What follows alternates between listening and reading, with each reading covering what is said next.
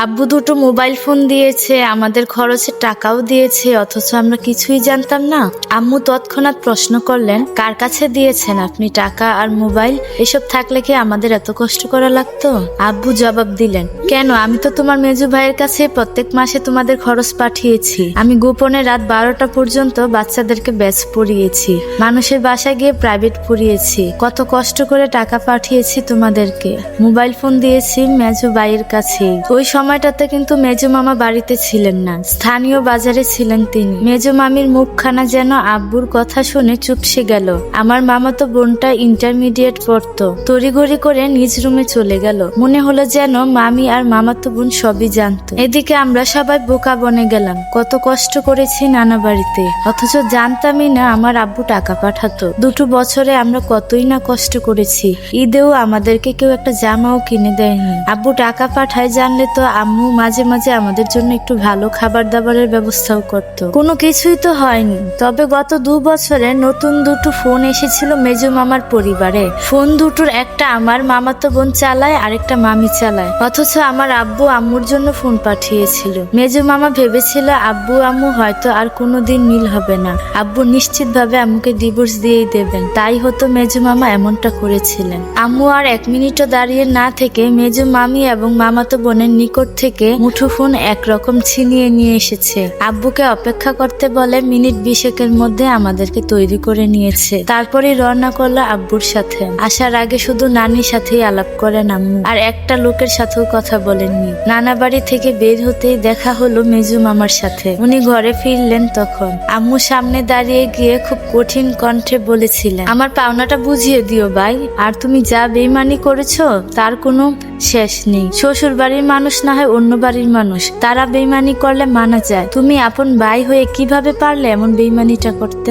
আমার যাবতীয় সম্পদ হিসাব মতো দিয়ে দিও। আল্লাহ যে আর কোনোদিন তোমার সাথে আমার দেখা না করায়।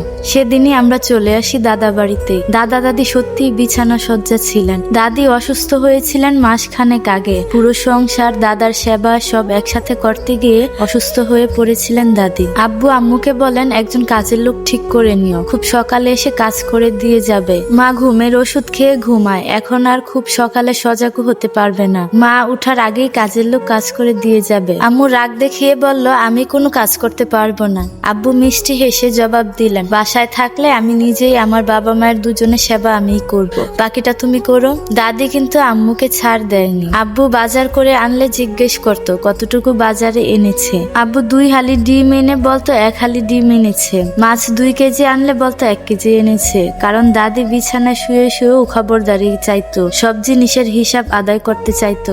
আম্মু একটু বেশি খেয়ে ফেলছে কিনা সেই টেনশনে বিছানা থেকে ছটফট করতেন আমার দাদু। ফুপুরা আসলে দাদিকে অনেক কুবুদ্ধি কুপরামর্শ দিত।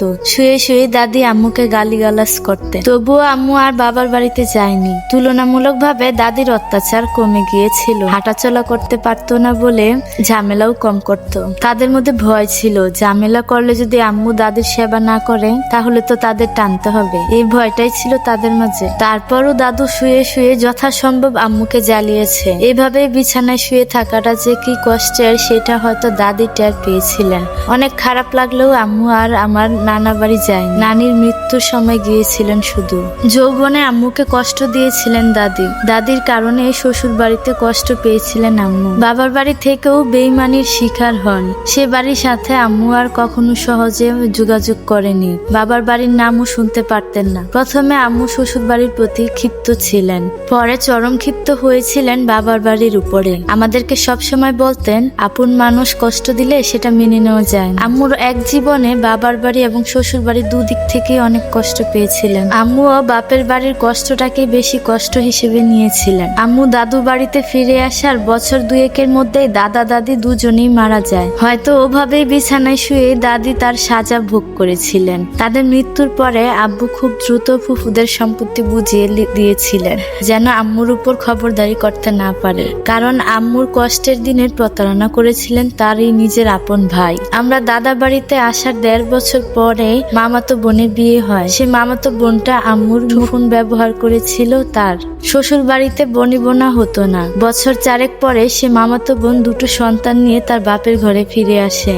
আম্মু সব সময় বলতেন, আমার ভাইয়ের প্রতারণা তোর বাপের ছেড়ে আমি 2টা বছর অনেক অভিশাপ দিয়েছি। সে অভিশাপ তো তোর বাপের গায়ে লাগে নাই, হয়তো তোর মামার ফ্যামিলিতেই লাগছে। এই কারণেই আমার ভাইয়ের মেয়েটাও সন্তান সহ বাপের বাড়িতেই ফিরে আসছে। ঠিক সেদিনে আমার মতো কইরাও ফিরে আসছে।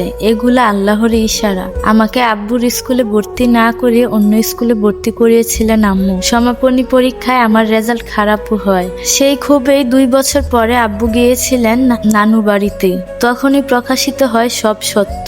আম্মুও ফিরে আসে স্বামীর ঘরে। আমার আম্মু আর কোনোদিন বাপের বাড়ির মানুষকে পছন্দ করেনি। আমার ফুফুদের সাথে পরেও যদিও বেশ মিলে গিয়েছিলেন, কিন্তু বাবার বাড়ি ছিল অভিমানের কারণ।